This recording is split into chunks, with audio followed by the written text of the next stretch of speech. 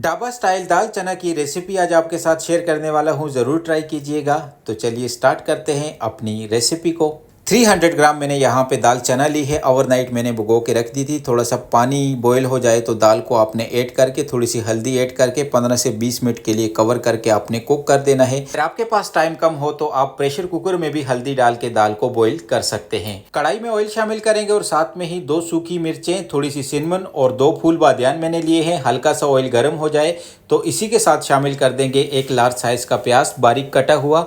1 से 2 मिनट के लिए प्याज को भी फ्राई कर देंगे और इसी के साथ इसके अंदर हमने शामिल कर देना है यहाँ पे चॉप की हुई गार्लिक, जिंजर और ग्रीन चिली ऐड कर देनी है। 1 से 2 मिनट के लिए इन सारी चीज़ों को हमने फ्राई कर देना है। अदरक, लहसुन और प्याज का कच्चापन दूर हो जाए, हल्का सा गोल्डन कलर आ जाए तो 1 लार्ज साइज का टमाटर आपने चॉप करके रफली सा इसके अंदर ऐड कर देना है और 5 मिनट के लिए इसको आपने मीडियम फ्लेम पे कवर कर देना है। 5 मिनट के बाद टमाटर भी गल जाएंगे और पानी आपने अभी इसमें ऐड नहीं करना, टमाटर का पानी होता है।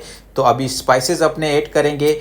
कुटा हुआ जीरा और धनिया आपने ऐड कर देना है, लाल मिर्च पाउडर ऐड कर देना है, हल्दी पाउडर, थोड़ा सा सौंफ पाउडर ऐड कर देंगे और साथ में ही थोड़ी सी अजवाइन, क्रश चिली थोड़ी सी, कसूरी मेथी और हस्बे जायका नमक आपने ऐड करके 1 से 2 मिनट के लिए इसे मज़ीद फ्राई कर देना है।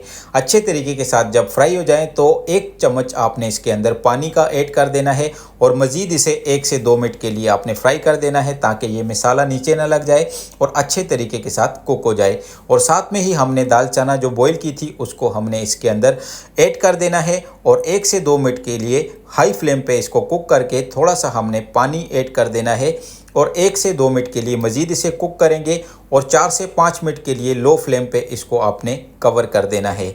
तो ये रेस्टोरेंट स्टाइल, ढाबा स्टाइल की दाल चना हमारी यहाँ पे बन के हो गई है तैयार। ज़रूर मुझे फीडबैक दीजिएगा। Thanks for watching this video.